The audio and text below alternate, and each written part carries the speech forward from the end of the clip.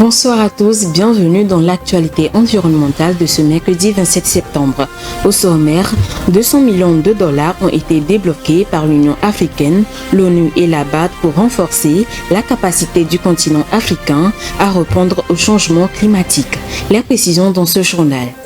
Une marche sportive a été organisée dimanche dernier au Congo par l'association BeLife afin de sensibiliser les jeunes du pays sur la protection de l'environnement. Et puis en fin d'édition, nous verrons la gestion des déchets dans les marchés de Lomé, plus précisément dans le marché de Kodomé, dans la commune Golfe 4. C'était les titres, à présent le journal.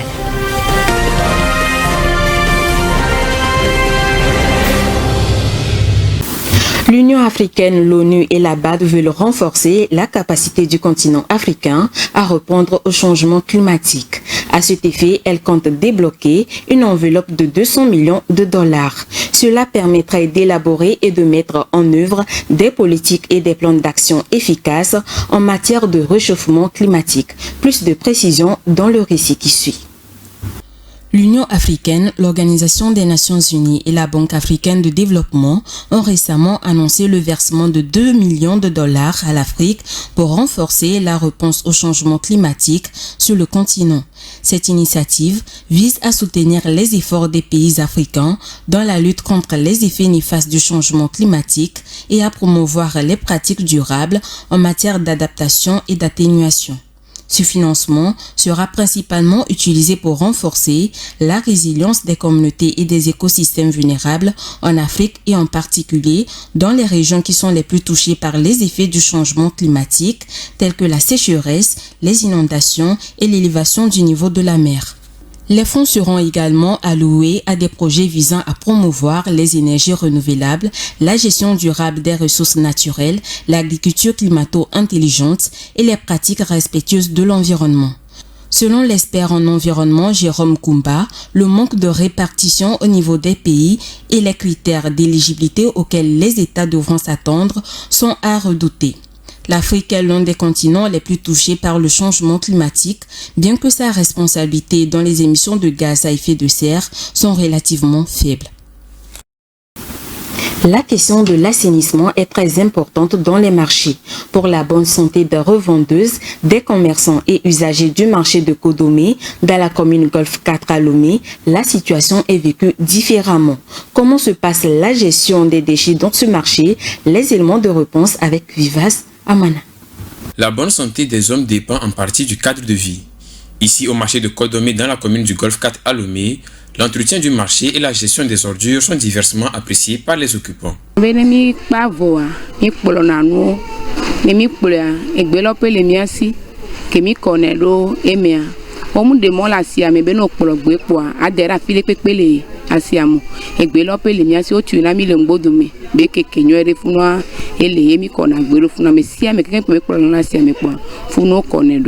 On a contrôle.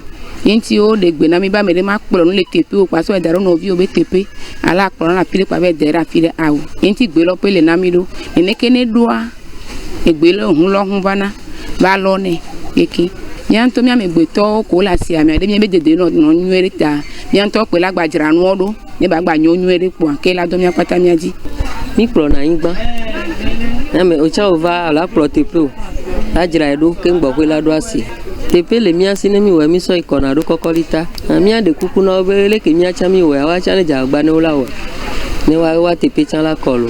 Bien que le cadre du marché soit bien entretenu, certaines difficultés et problèmes d'ordre hygiénique sont relevés. La gestion se fait par les responsables du marché. Il y a les femmes qui sont engagées à balayer le marché le soir. Elles ramassent, elles jettent dans le dépotoir. Nous avons un grand dépotoir derrière. Et c'est là qu'elles jettent les ordures. Après, la mairie envoie les voitures pour ramasser. La mairie ne vient pas ramasser et rapidement, bien très souvent, les ordures. Ce qui fait que des fois, nous sommes en saison des pluies. Les ordures envahissent les commerçants du poisson salé, puisque le dépotoir est près d'eux. Donc, du côté de l'hygiène, ça nous gêne un peu. Concernant la propriété, asiambe koko nyenya abe amole kuna nyigba na mi kaka mi anya va ndeke mi okuna nyigba gbe mi va na mi antomito Kpone beto wana nuanyu ba okpone nyuede no panyingolo na gbe akona le kpami ne gbe adwa directeur o yona gberoto valona gbe ade kpami ami sami le na benebe tepe a cas de caisse donc a mate gbe fi abe propriété mu le kpami propriété ade kpami nami a dodo mi to de kukune ya me nkono to wa badra pavé poté wa jagba wa ba do nami lo. Mais pour les responsables de ce lieu qui revêt un bon visage par rapport à d'autres, la tâche n'est pas facile et les efforts continuent à être fournis pour l'amélioration du système de gestion des ordures. Pour les ordures, on va dire qu'on a une équipe qui s'occupe du balayage et du marché. L'entretien du marché, disons que ça contribue directement à l'entretien de l'environnement. Là, il faut que ça soit propre. Parce qu'il faut qu'on vive dans un environnement propre pour nous donner une bonne santé. Donc, à l'endroit de toutes ces femmes-là, je dirais que la propriété est une bonne chose. Le balayage ou bien l'entretien de là où elles sont là pour faire leurs activités, tout ça là.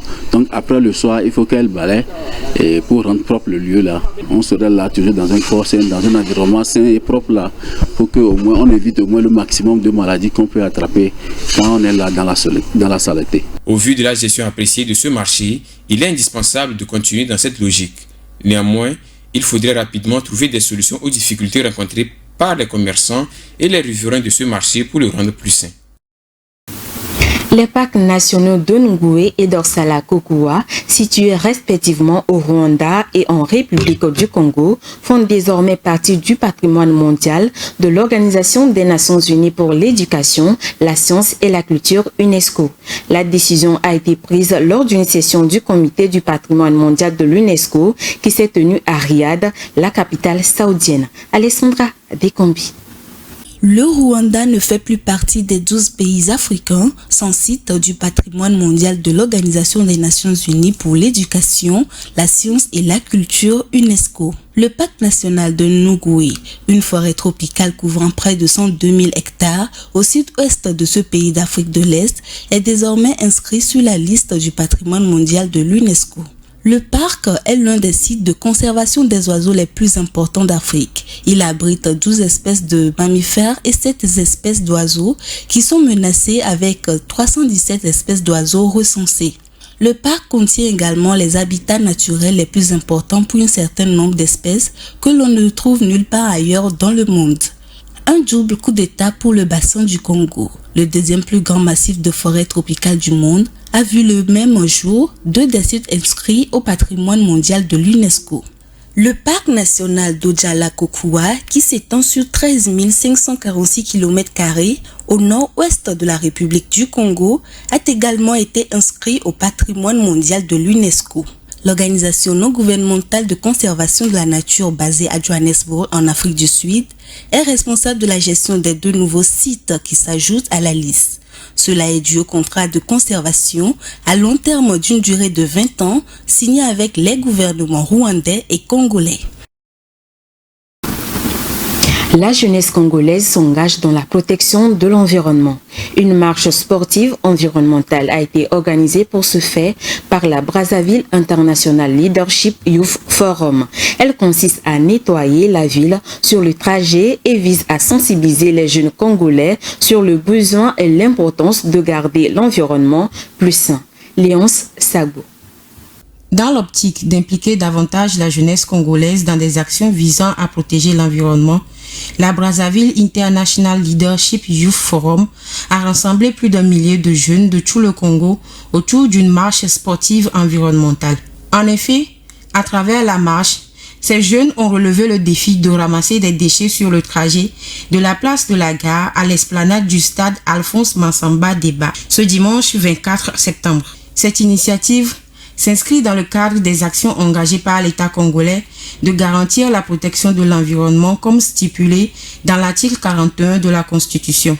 Je cite, « Tout citoyen a droit à un environnement sain, satisfaisant et durable et a le devoir de le défendre. » En organisant cette marche sportive environnementale, la BILIF entend interpeller la jeunesse congolaise en particulier et africaine en général sur la problématique de la protection de l'environnement afin de plus les engager sur le sujet. Il est à souligner que cette marche sportive environnementale a eu lieu à environ un mois de la tenue du sommet des 3 bassins qui est prévu du 26 au 8 octobre 2023 à Kintele. Il s'agit d'une initiative qui vise à établir une gouvernance sud-sud pour les régions forestières du Bornéo-Mékong, de l'Amazonie et du bassin du Congo. La pollution liée au déplacement pour se rendre au bureau baisse automatiquement lorsque les salariés sont en télétravail. Ils produisent 54% de CO2 de moins que ceux qui vont au bureau. Ce chiffre est cependant relativisé car certains télétravailleurs polluent plus en restant chez eux qu'en se rendant au travail. Le télétravail est-il plus écologique que le présentiel? Les explications dans ce commentaire de Rafitou Mbérekou. Une étude menée aux États-Unis démontre que l'empreinte carbone d'un salarié est surtout constituée de sa consommation d'énergie au bureau et de ses trajets en voiture, notamment entre le bureau et le domicile. Ce dernier indicateur baisse automatiquement quand le salarié est en télétravail. Il ne se déplace plus pour aller au bureau, mais cela ne veut pas dire qu'il consomme moins. Selon Fenki Yu, co-auteur de cette étude, les gens disent « Je travaille depuis chez moi, je suis neutre en carbone », mais cela n'est pas toujours vrai. En effet, tous les télétravailleurs ne vivent pas dans des logements économiques en énergie. Les outils informatiques des bureaux consomment aussi souvent moins que les équivalents individuels comme les imprimantes par exemple. De plus, le télétravail a poussé de nombreux salariés à déménager vers les zones rurales plus éloignées du bureau. Le télétravail est-il plus écologique que le présentiel? Cette étude publiée dans la revue Proceedings of the National Academy of Science s'est sérieusement penchée sur la question, a souligné des gardiens. Après les recherches, elle révèle que les salariés 100% en télétravail émettent 54% de CO2 en moins que les salariés en présentiel. Ce chiffre doit être pris en compte car certains télétravails polluent plus en restant chez eux qu'en se rendant au travail. La Namibie peine encore à atteindre son autosuffisance alimentaire. 2% seulement des terres du pays reçoivent des précipitations suffisantes pour faire pousser les cultures. Pour faire face à ce problème, le Conseil agronomique de la Namibie appelle les différents agriculteurs à tenir compte de la situation géographique et climatique du pays avant d'entamer tout projet agricole. Suivant. En Namibie, selon les données du Conseil agronomique, 695 000 personnes, soit environ 26% de la population, sont actuellement confrontées à une situation d'insécurité alimentaire. D'après le Conseil agronomique de la Namibie, cette situation est due au fait que ce pays est l'un des plus arides d'Afrique subsaharienne et dépend essentiellement des eaux souterraines. En effet, 2% des terres namibiennes reçoivent des précipitations suffisantes pour faire pousser des cultures. L'agriculture représente 4% du PIB national et près de 110% de la population dépendent d'elle pour leurs revenus et leurs moyens de subsistance. Cependant, le climat et les conditions géographiques du pays ne facilitent pas le développement agricole en termes de variation des cultures vivrières. Les principales cultures du pays sont le maïs, le mil et le sorgho. Selon Marina Muller, vice-présidente du Conseil agronomique de la Namibie, la chaîne de valeur agricole du pays a fait preuve de résilience face à l'adversité avec l'adoption des pratiques modernes, des techniques de conservation et des méthodes durables qui a assuré la vie et protégé l'environnement. Bien que comparé aux autres pays de la région, la Namibie ne reçoit pas assez de cours d'eau pour favoriser ses cultures. Un total de 117% de valeur combinée de l'ensemble des produits agricoles est exporté, tandis que 23% sont importés. Dans le cadre de sa politique de gestion de ses ressources en eau, le gouvernement du Cap-Vert multiplie les actes de coopération, dont le plus récent est le mémorandum d'accord signé avec le Maroc. Ainsi, le royaume chérifien apportera son expertise à ce pays situé en Afrique de l'Ouest, notamment en matière de gestion des eaux souterraines et des agences de bassins versants. Alessandra Adekombe nous en dit plus. L'accord de coopération technique et institutionnelle a été signé entre le ministre de l'équipement et de l'eau du Maroc, Nisa Baraka, et Gilberto Silva, le ministre capverdien de l'agriculture et de l'environnement. Si le Cap-Vert est parvenu à atteindre une couverture en eau potable de 90% en zone urbaine et 86% en milieu rural depuis 2011, ce résultat cacherait de nettes disparités entre les municipalités avec des consommations unitaires souvent faibles, traduisant à la fois l'insuffisance de la ressource hydrique, les difficultés d'une distribution effectuée par des camions certaines ou des bonnes fontaines et des conditions insuffisantes de performance au plan technique et financier des services. À ces disparités s'ajoutent les défis climatiques, notamment la sécheresse, réduisant les ressources en eau destinées aux ménages et à l'irrigation. Au vu de son expertise dans la mise en œuvre des projets hydrauliques et de la connaissance des conséquences de la sécheresse pour y être confronté, le Maroc soutiendra le renforcement de la gouvernance des eaux souterraines et de surface de l'archipel situé en Afrique de l'Ouest, la gestion des agences de bassins versants, la surveillance des coûts de l'eau, l'élaboration des politiques de gestion des ressources en eau et le développement des mesures de sensibilisation pour le guidage et la protection de l'eau. Les techniciens capverdiens du secteur hydraulique seront outillés au dessalement de l'eau de mer pour l'irrigation. La valorisation de cette ressource en eau non conventionnelle devrait contribuer à améliorer les pratiques agricoles et les moyens de subsistance des populations au Cap-Vert. Séparer le climat de la géopolitique. C'est le cri de cœur que vient de lancer l'Agence internationale de l'énergie. L'organisme européen met la pression sur ses États membres afin de financer davantage la transition énergétique et d'arrêter les manœuvres géopolitiques. Cet appel intervient à 2 mois de la COP28 sur le climat qui se tiendra à Dubaï. Vivas Amana. L'Agence internationale de l'énergie a dévoilé ce mardi une mise à jour des objectifs et des calendriers de son document référence. Elle veut par cette action mettre la pression sur ces pays avant le grand rendez-vous sur le sommet climatique annuel à Dubaï aux Émirats arabes unis à partir du 30 novembre prochain. L'organisme rattaché à l'Organisation de la coopération et du développement économique OCDE met un coup de pouce sur cet État membre à financer la transition énergétique. Le directeur de l'AIE, le Turc Fatih Birol, prévient que pour que l'objectif de limiter le réchauffement climatique de la planète à 1,5 degré Celsius reste d'actualité, il faut que le monde se mobilise rapidement. Il précise que les gouvernements doivent séparer le climat de la géopolitique compte tenu de l'ampleur et du défi à relever. Ainsi, pour maintenir l'espoir de limiter le réchauffement de la planète à 1,5 degré Celsius, l'Agence internationale de l'énergie assure que la capacité mondiale de production d'énergie renouvelable doit encore tripler d'ici à 2030. Et les dépenses associées doivent passer de 1 800 milliards de dollars en 2023 à 4 500 milliards de dollars annuels au début de la prochaine décennie. Pour cela, une coopération internationale équitable et efficace est nécessaire de toute urgence pour débloquer les investissements dans les énergies propres. Le poisson-ci est menacé d'extinction. Sa reproduction est donc impérative et urgente. En Europe, des scientifiques vont tenter de le faire se reproduire dans un aquarium.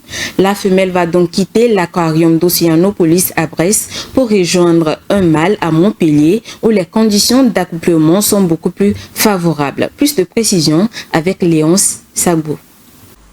Des experts vont tenter de faire reproduire le poisson-ci, une espèce en voie de disparition. Une femelle quittera donc l'aquarium d'Océanopolis à Brest pour rejoindre le mâle établi à Montpellier dans le mois d'octobre. Son transport se fera par la route, embarqué dans un semi-remorque équipé dans un bassin de 6 mètres de long et contenant 20 000 litres d'eau de mer, puisque ce poisson peut faire 3 à 6 mètres de long. Rappelons qu'on le dénomme poisson-scie pour sa forme plate avec une énorme raie en forme de scie, un nez aplati et dentelé sur le côté. Il n'en existe que 4 spécimens en aquarium, dont 2 à Montpellier, 1 en Espagne et le dernier à Brest. Sa reproduction n'est donc pas envisageable par insémination à cause de sa procédure délicate et compliquée et aussi à cause du danger qu'il représente pour les soigneurs et les plongeurs par son rostre très tranchant, avait affirmé Dominique Barthélémy, le conservateur en charge d'Océanopolis. Ainsi, cette expérience inédite se fera en accouplement naturel sur décision des scientifiques avec la femelle qui ira s'installer chez le mâle à Montpellier dans un bassin plus grand et plus adapté. Le même procédé sera répété à Valence en Espagne où une autre femelle sera rejointe par un mâle. Il est à noter que la période de gestation est de 5 mois et peut comporter 1 à 10 poissons par portée. Jusqu'à présent, il n'y a aucun procédé de reproduction de poissons-ci et étant donc une espèce en voie d'extinction, une naissance à Montpellier et à Valence serait une jolie première scientifique. La fumée recouvre le port de Sydney en Australie avant une saison des incendies qui s'annonce. Cette fumée est due à des feux allumés par les pompiers pour réduire la charge de combustible en prévision de la saison estivale dans la périphérie boiseuse de Sydney, la ville la plus peuplée d'Australie. Rafitou Berekou. Le port de Sydney en Australie est envahi par une fumée épaisse liée au feu de forêt déclaré volontaire en fin de la semaine dernière. Sur le littoral oriental de l'Australie, des températures particulièrement élevées accompagnées d'un vent chaud ont été enregistrées. Dans certaines parties de l'État de Nouvelle-Galles du Sud, les températures ont atteint jusqu'à 34 degrés Celsius. La situation a entraîné la fermeture provisoire de plusieurs écoles dans la région côtière située au sud de Sydney. Le pays craint que cette vague de chaleur provoque des feux de forêt comme celle de l'été 2019-2020. Mais bien avant le sinistre, le service des sapeurs-pompiers ruraux de Nouvelle-Galles du Sud avait déclaré dans un communiqué qu'un risque d'incendie terrible était attendu ce jour dans l'après-midi dans la région à raison des vents forts.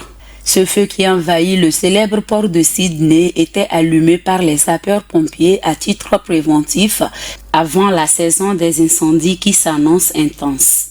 Cette vague de chaleur printanière qui balaie l'est de l'Australie fait suite à l'hiver le plus chaud jamais enregistré depuis le début des relevés en 1910.